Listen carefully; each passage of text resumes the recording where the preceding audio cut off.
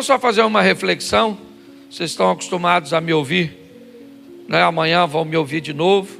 E eu confesso que eu vim aqui hoje, e na igreja é um dos lugares que eu tenho mais oportunidade de ouvir, porque nos congressos a gente acaba chegando e já tem outro compromisso, chega, fala, vira as costas, vai embora, e aqui eu tenho a oportunidade de ouvir.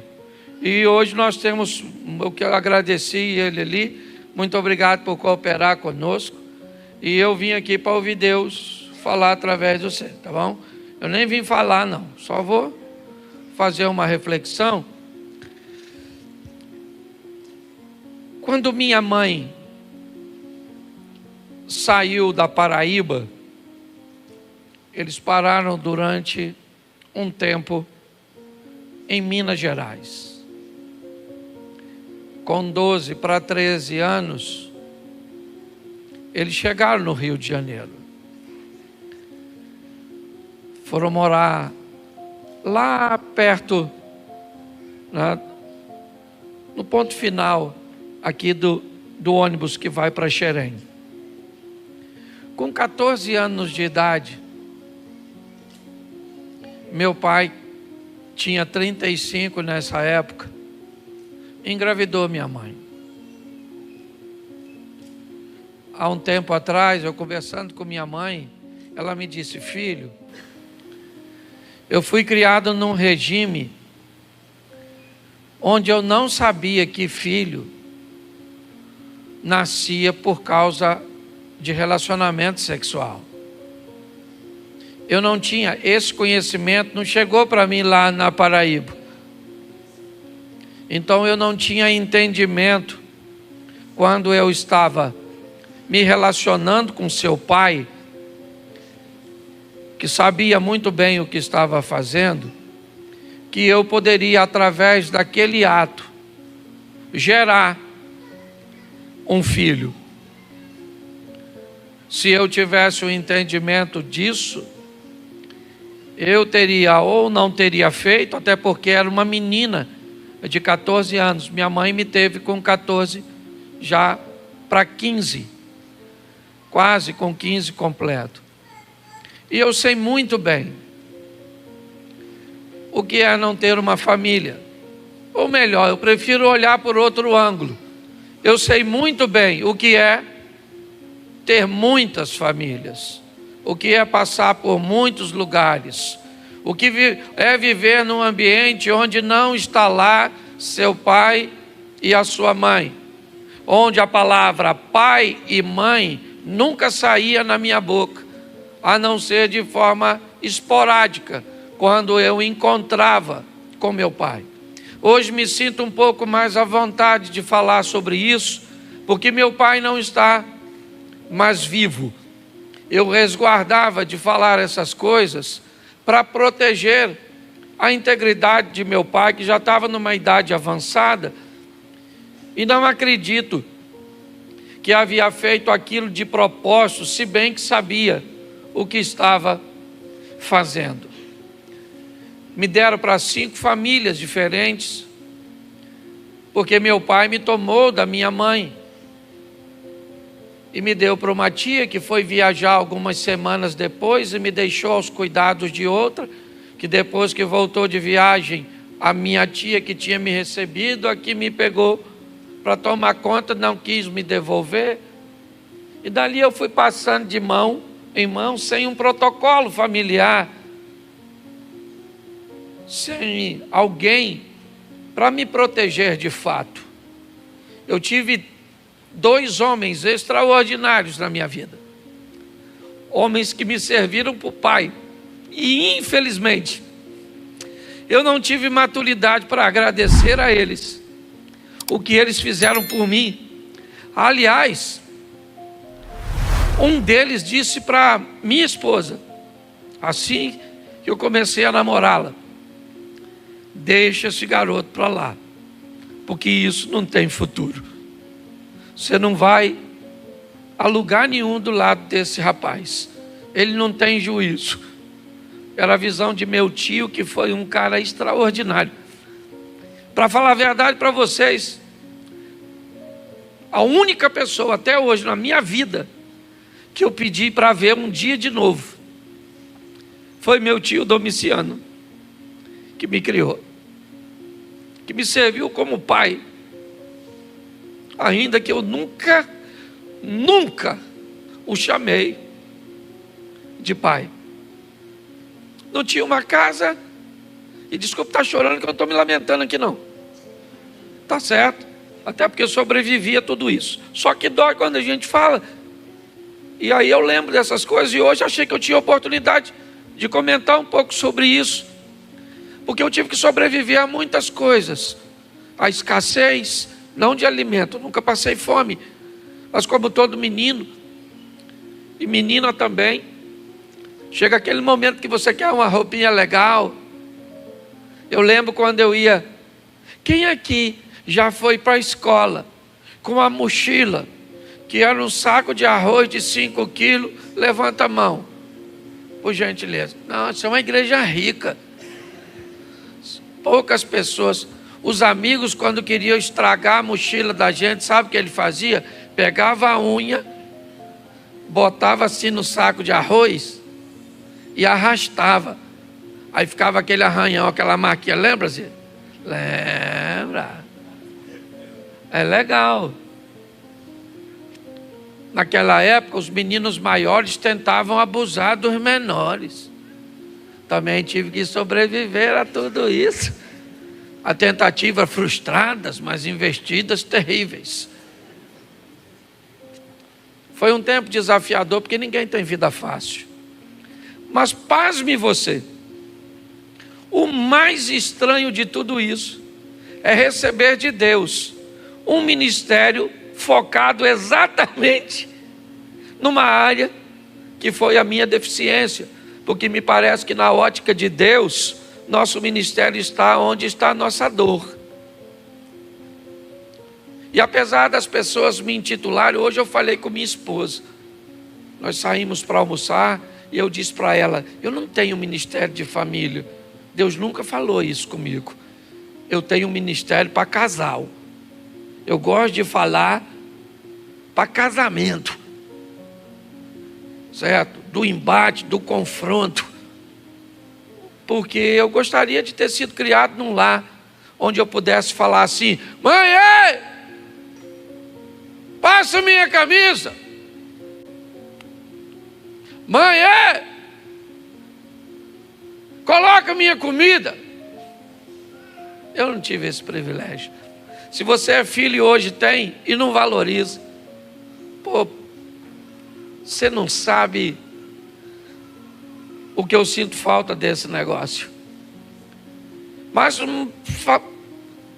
nutrindo isso na minha mente, me veio um texto, e ele é Malaquias, capítulo 4, verso 4, onde o texto diz assim: lembrai-vos da lei de Moisés, meu servo,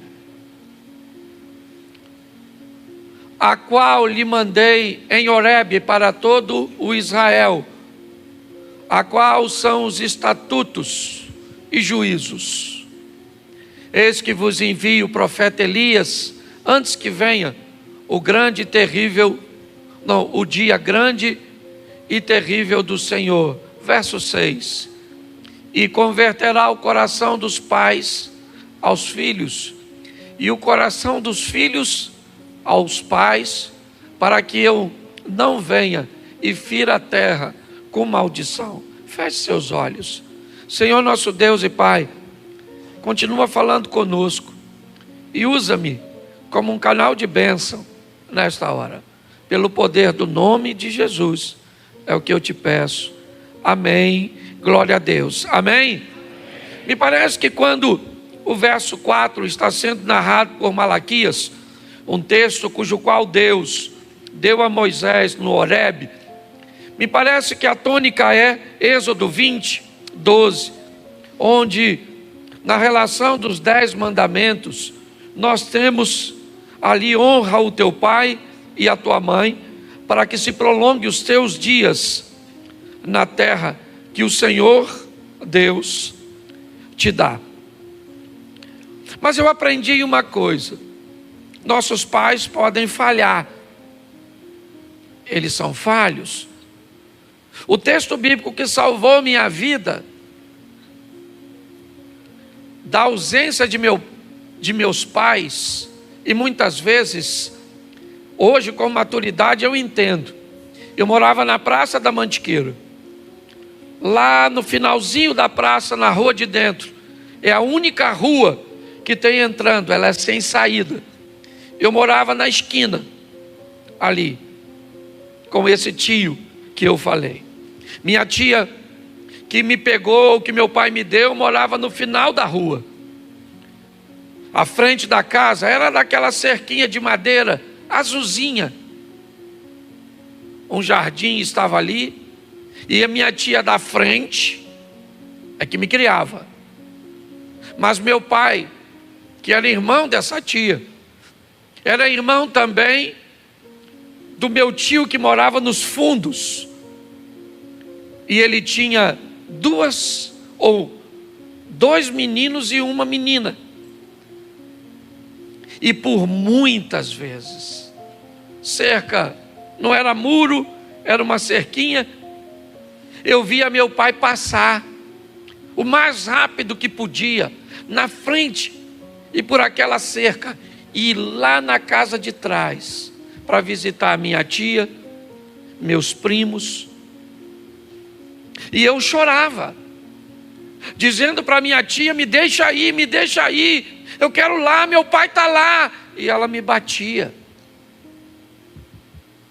me dizendo: menino, se ele quisesse te ver, ele vinha aqui. Mas como meu pai não iria querer me ver? Foi ele que me fez. Como meu pai? Não, ele deve ter se enganado, não é possível.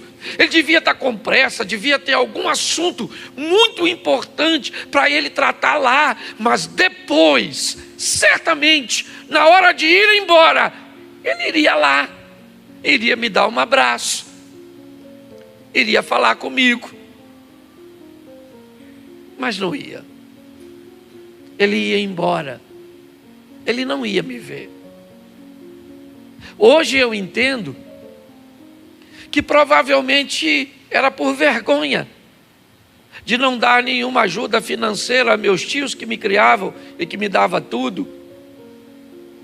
Mas isso eu só fui entender bem depois, porque na época eu não entendia, doía pra caramba.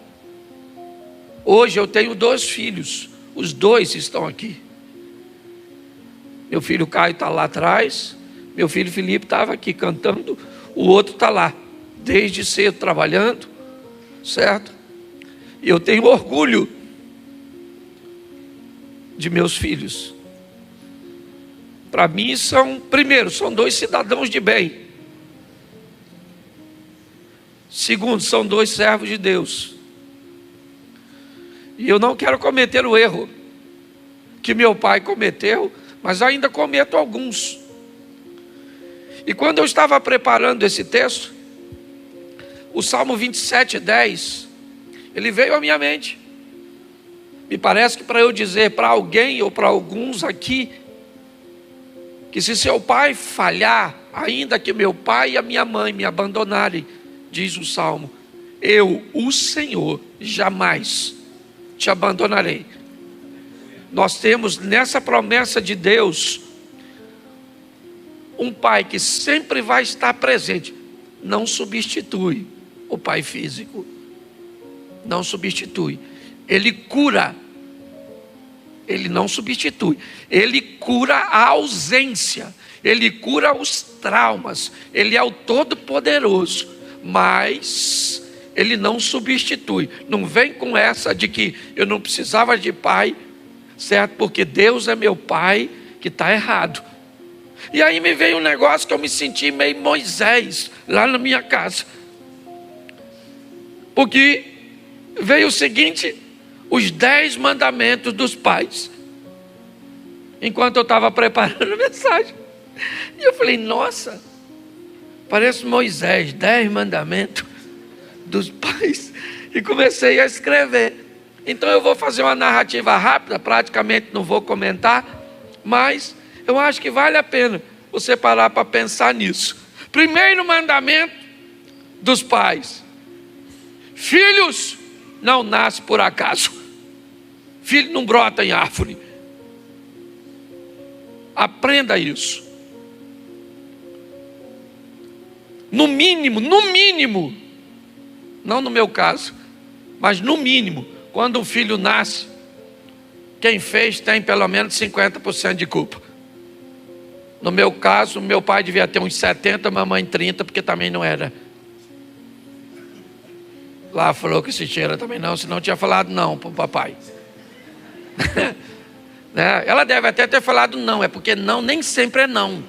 Pelo menos nesses momentos, né? Porque não tem que ser não. Não. Mas pode ser não. Não. Para, não. Para, menino, tira a mão. Para. Eu conheço, eu também já passei por lá. Então preste atenção. O primeiro mandamento de pai é o seguinte: filho não nasce por acaso, ok? Não foi acidente, coisa nenhuma, certo? No mínimo, deixa eu dividir a culpa, 50%. Então é o primeiro mandamento, tá certo? Mas ainda no primeiro mandamento, eu quero dizer que se você gosta de brincar com sexo, foi numa brincadeira dessa que eu nasci. Porque papai não queria engravidar minha mãe não queria engravidar meu pai, e pasme você, contrariando as expectativas dos dois, eu cheguei. Tá certo? Então, se você entenda isso, filhos não nascem por acaso, não. Quem se envolve num relacionamento sexual precisa entender que a responsabilidade, você precisa entender que você pode até achar que é brincadeira, mas está brincando com fogo. É assim que funciona. E aí eu estou falando para pai e para mães. Em determinado momento eu vou me dirigir mais aos homens. Então, primeiro mandamento, repita comigo: filhos não nascem por acaso. Segundo mandamento, se vai ter um, é melhor saber do que se trata.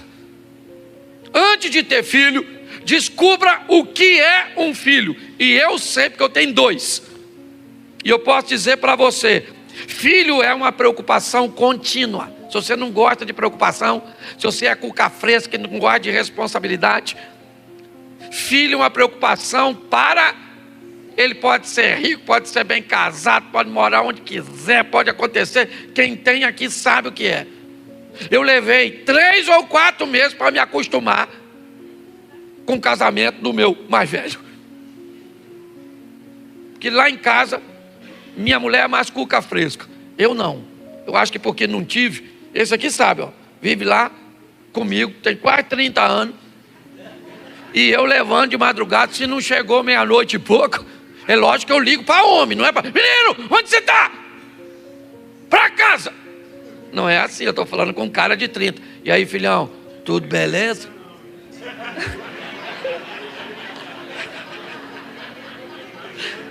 Entendeu?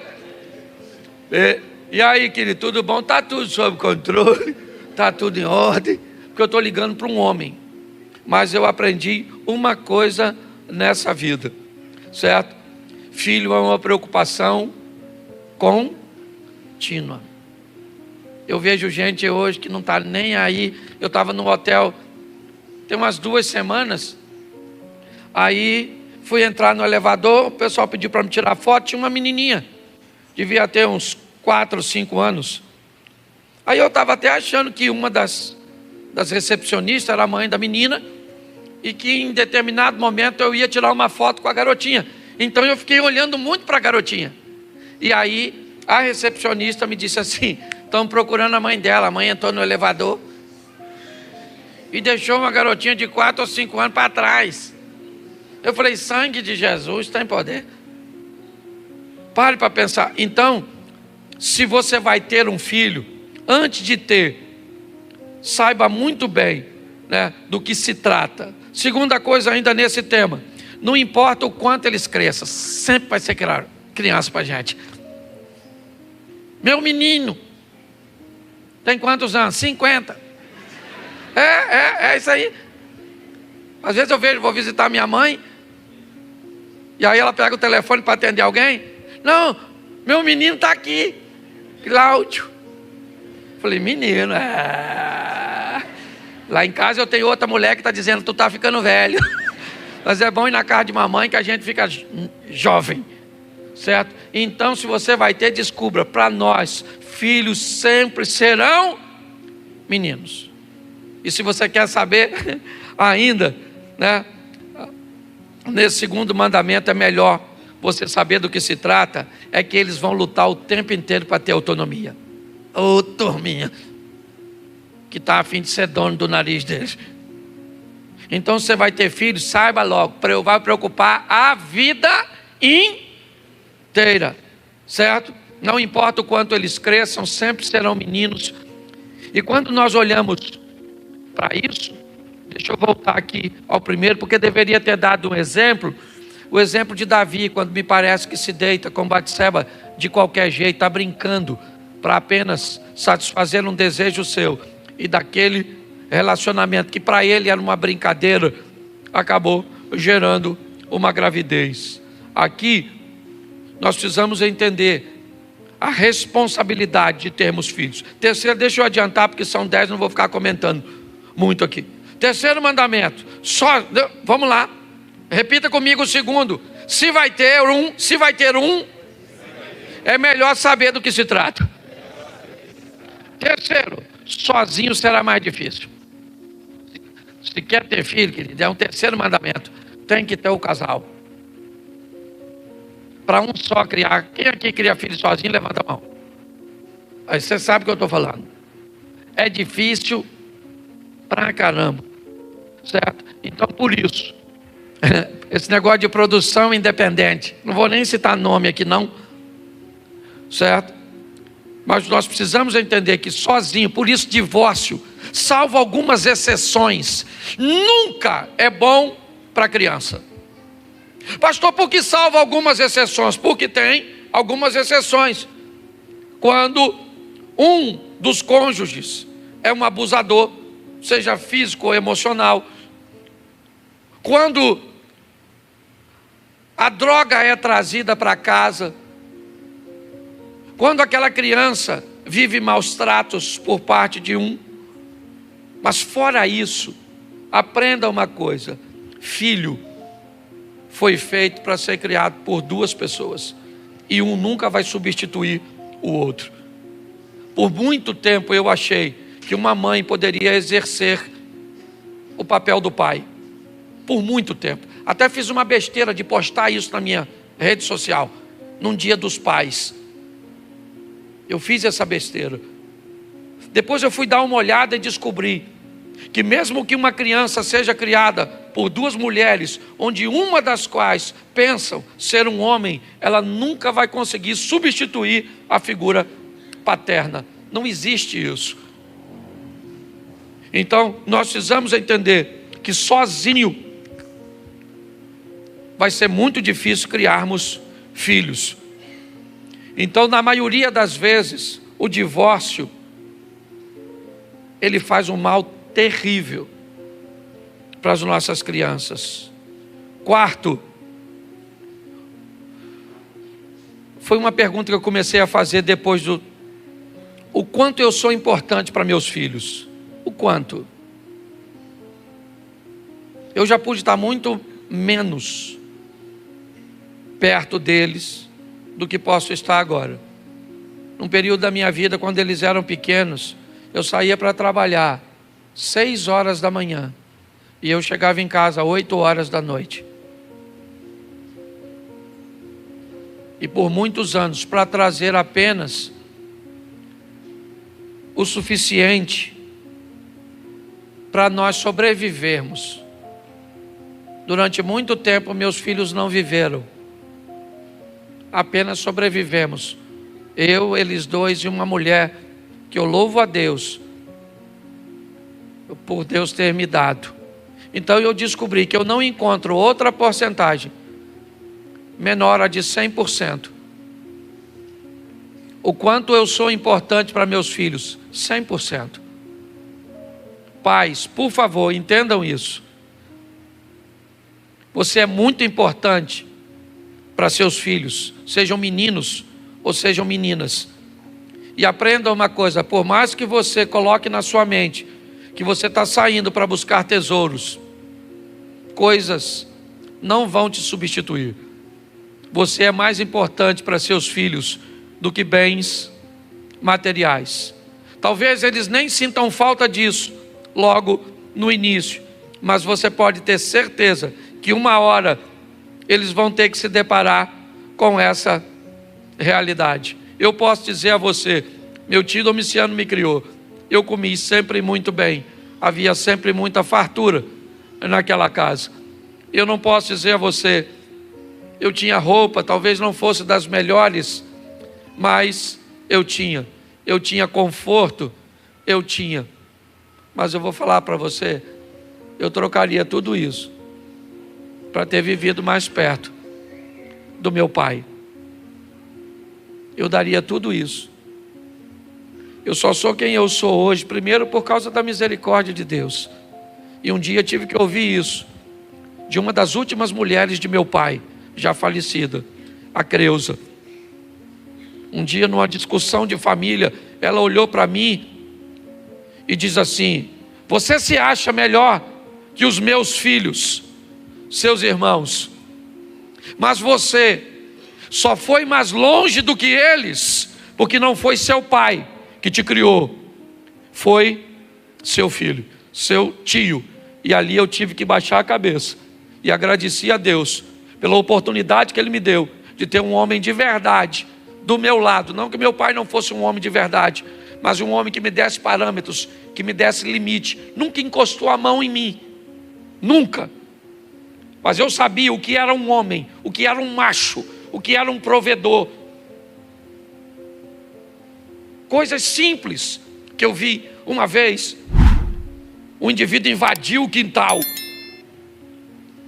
e aí todo mundo acordou. Eu era garotinho. Aquela porta da frente tinha a porta de madeira que tinha uma janelinha pequenininha, lembra disso?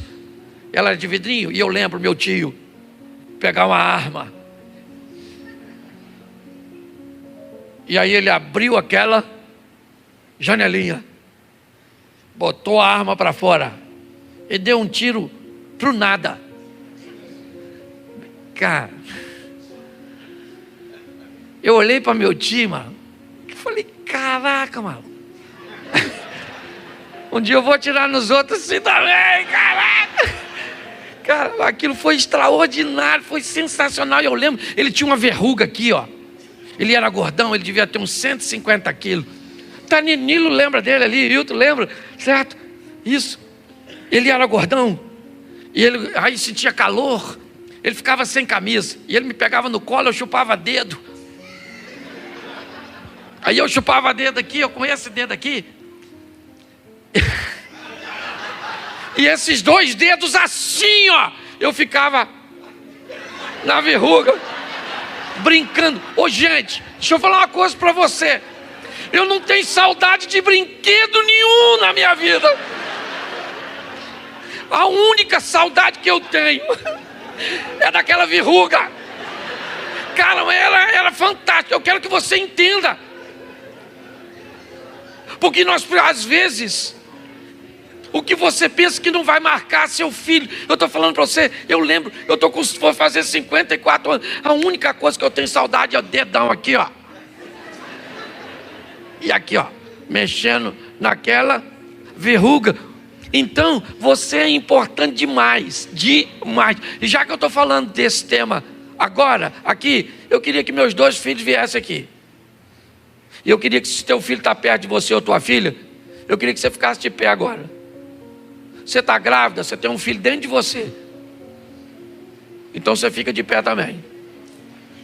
Eu queria agora que o filho, a filha, se aproxime aí do papai. e da mamãe.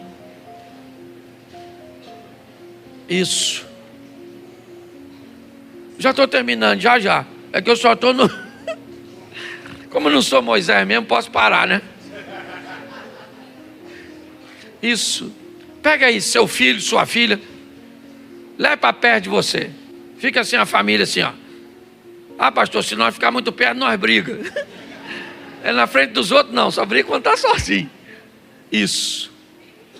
Dá um abraço. Queria que ficasse do lado de lá. Aqui, eu fico do lado de cá aqui. Isso. Dá um abraço aqui nesse velho.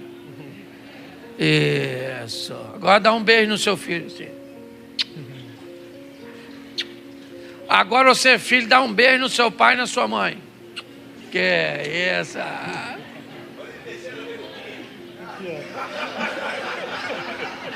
Isso. Agora todo mundo de pé. Que se seu filho não está aqui, ou você não tem, um dia você vai ter. Ou se ele está em casa, chegar em casa, você vai dar um abraço nele. Eu quero orar. Feche seus olhos aí. Pai, em nome de Jesus. Nossos filhos são heranças. Nós não somos perfeitos, ó Pai. Mas o Senhor nos entregou essas joias. Uns, ó Pai, nem biológicos são, mas são tão filhos quanto os outros, ou às vezes são os únicos que temos.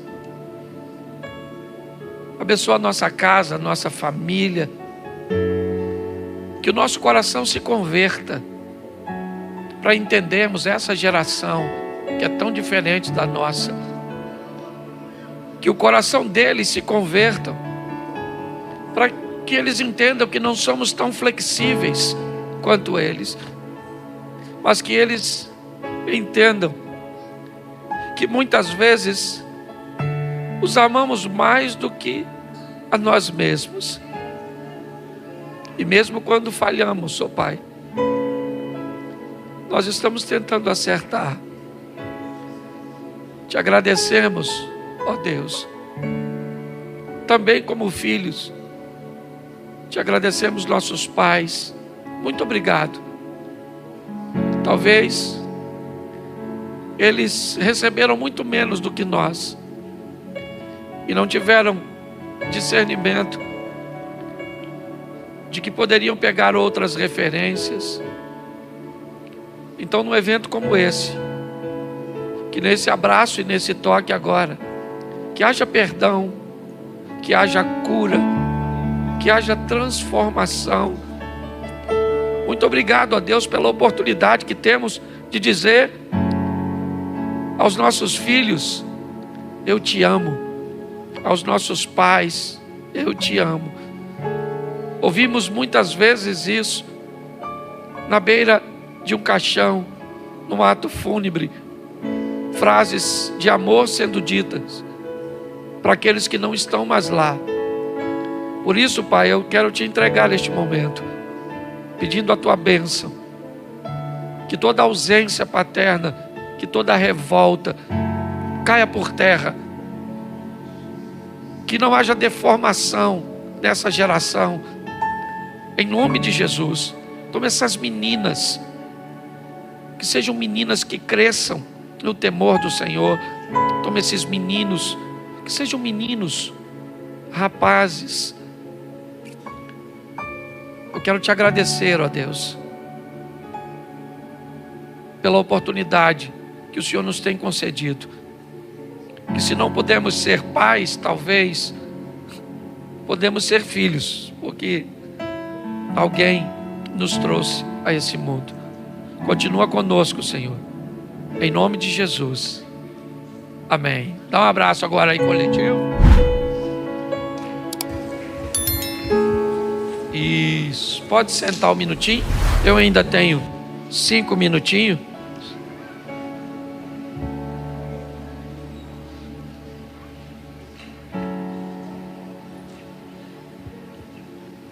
Deixa eu só lembrar a vocês.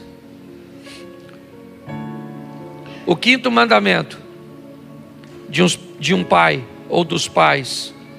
Os filhos aprendem por observação. Por isso, palavras são importantes, mas ações, exemplo, é fundamental. E aprenda uma coisa no 5º mandamento: se eles aprendem por observação, você não é o único que eles estão observando. Eles podem voltar para casa com comportamento que viram num professor, que viram na internet. O 5º mandamento para quem é pai é entender que eles aprendem por observação. O 6º, respeito e limites precisam caminhar juntos. Você precisa respeitar seus filhos, sim, mas você precisa estabelecer até onde, quando e como. Crianças que crescem sem limite se tornam um Adonias da Bíblia. O texto diz que Davi nunca o havia contrariado. 7º mandamento: intimidade e confiança. Serão ótimos parceiros na criação.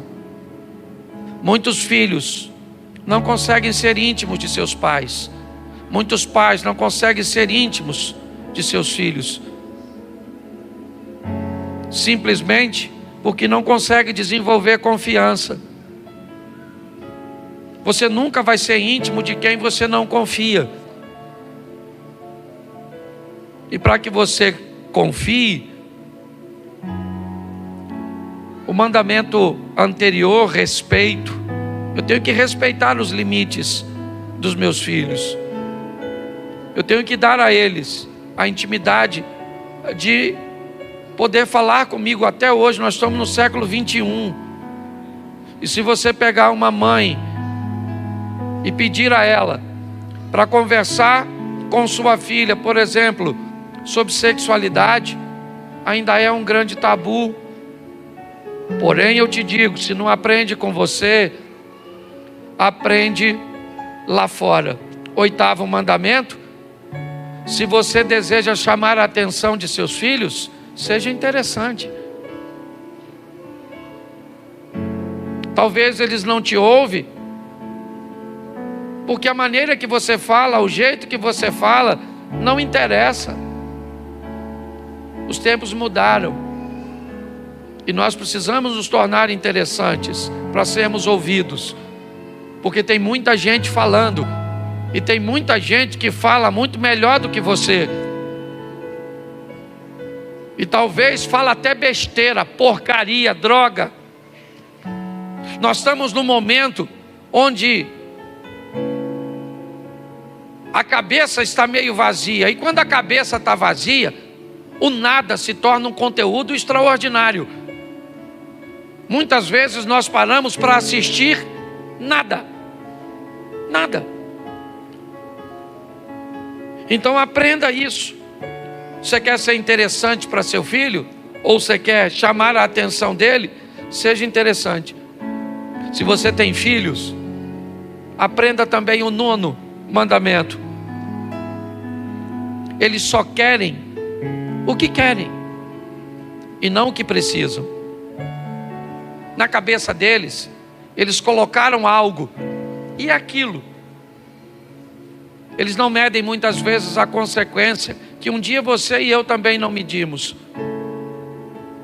E por último, esse é o 10º, não tem desculpas. Você cria filhos para vencer. Não tem outra oportunidade, não tem outra possibilidade. É para vencer. Hoje eu falei tudo isso pensando em mim, lembrando quando eu ouvi que eu era o acaso. Mamãe não gosta que eu fale isso, espero que ninguém mostre. Mas uma tia me disse que tentaram me abortar. Pelo menos não tentaram de fato, mas ventilou-se a ideia. de que não era bom para aquela época uma menina de 14 anos ter um filho solteira. Eu olhei, minha mãe não gosta muito disso, mas eu olhei para a minha vida durante todo esse tempo, principalmente que eu sou pastor, e nunca vi como eu vi hoje. Eu posso dizer para vocês que eu sou honrado por ser marido. Aliás, eu falo isso sempre na igreja. Eu não quero saber que tipo de ministério você tem. Eu não quero saber o quanto de dinheiro você tem, nem sua posição. Para mim o mais importante é como você cuida da sua família. Para mim, como você trata a sua mulher e seus filhos é o que vale. Eu quero agradecer o Osias pela oportunidade, porque poderia ter colocado outra pessoa para falar. Eu acho que hoje eu vim aqui mais no nível de desabafo do que propriamente de uma pregação. Mas eu posso dizer para você que não teve.